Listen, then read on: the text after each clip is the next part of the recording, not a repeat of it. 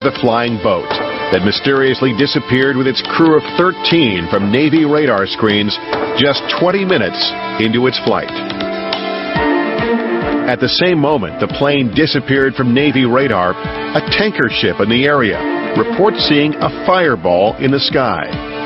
On shore, witnesses report a strange green glow far out at sea.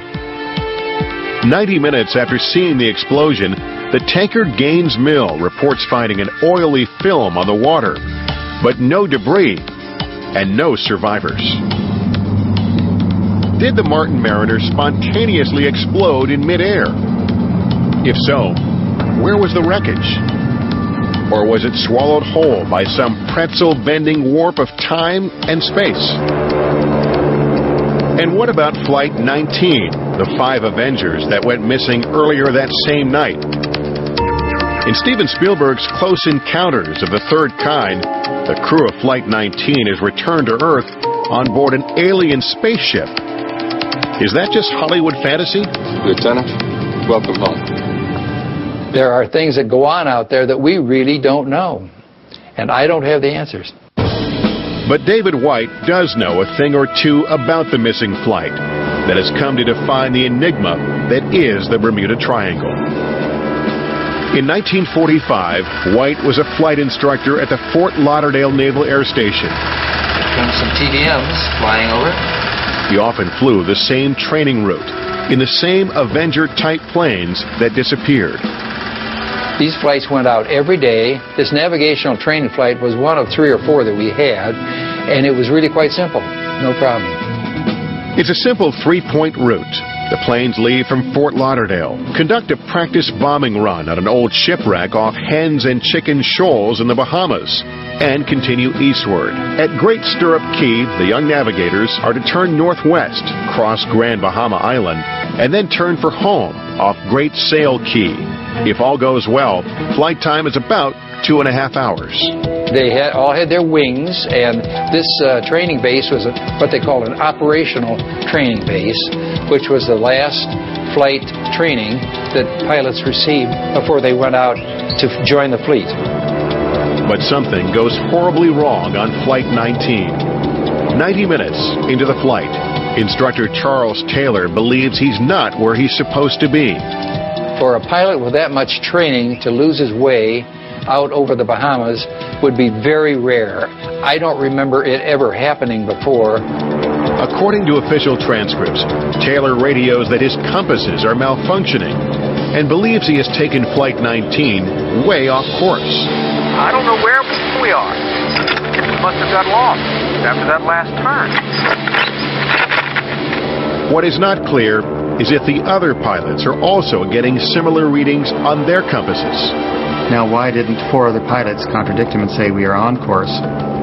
Why did they simply follow him? And that is the big mystery. An even bigger mystery is why no one is able to pick up Flight 19 on radar. Whatever the reason, Taylor's voice is heard through the static of intermittent radio transmissions, and it is clear that he is lost. I'm in the Keys.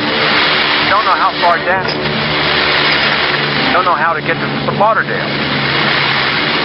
By 4:26 p.m., the time when they should be landing, Flight 19 is in deep trouble.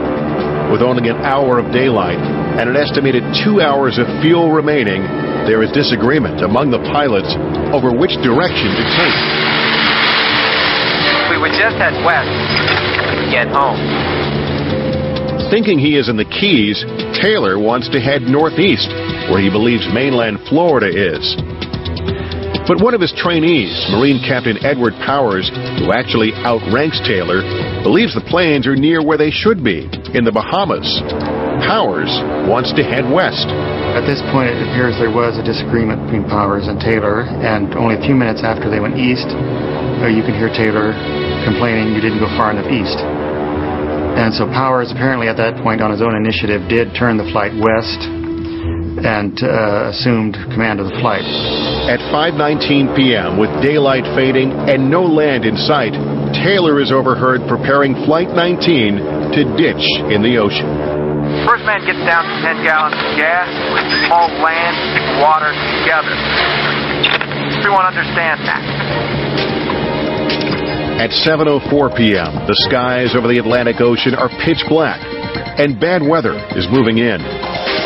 Another pilot from Flight 19, Joseph Bossi, is finally overheard. It is brief and barely audible. Fox 3, Fox Tier 3, Fox Tier 3 to Fox 28. It is the last anyone ever hears from Flight 19. Early the next morning, David White joins the largest air and sea rescue operation in Navy history. Not only is the Navy missing a squadron of torpedo bombers and their crews, incredibly, it is also missing a very large search plane that went looking for those torpedo bombers. That plane alone carries a crew of 13. We were very surprised that we found no trace of any debris of any kind. We certainly expected to find someone in the water. Each of the crewmen had a Mae West, and there was a 3-man life raft on each airplane. After 4 days, the search is called off, and 27 servicemen are officially entered in the Navy record books as lost at sea. But are they? 3 weeks after the search is called off, the family of one crewman receives a mysterious telegram that only deepens the mystery. A mystery that we hope to unlock out here. So a target would be a dark spot in there? A target would usually have a bright side to it and then a dark shadow behind it. The engine blocks were very, very heavy. There were 2 big, beautiful Pratt & Whitney engines, and they would have sank like stones. Many adventurers have tried but failed to find the Avengers. Our search for them will explore new territory. Back in gear. But before we get to that, we begin with a new search, an expedition that has never been launched before to find the missing search plane, the Martin Mariner. They felt that they had the coordinates down and nailed pretty shut. If our scientists and divers are able to find a small fragment, even a trace of the Mariner down there where the Navy says it is, then we may well hold the keys to a 60-year-old mystery. It did sink in this area of the ocean. I have absolutely no doubt about it. As the sun sets over the Bermuda Triangle on a balmy December evening in 1945, a total of 27 American servicemen are flying into oblivion. 5 Navy torpedo planes, out on a routine training mission over these waters, inexplicably get lost. And in an incredible coincidence, a large Navy search plane sent to look for them seemingly vaporizes in midair, leaving nothing but a greasy smudge on the ocean surface. The mystery of what happened to those planes on that night launches a pop culture legend. There has to be an explanation somewhere for something like this. In his yet-to-be-released book on Flight 19, Gian Quizar offers shocking new evidence to support his theory that the missing squadron did not crash in the ocean, as the Navy contends, but instead landed in a large swamp in Georgia. There's only one place I would say they could have gone. The wind was still from the southwest. They would have to turn into the wind to ditch. If they turned southwest, I'd take them right over the heart of the Okefenokee Swamp.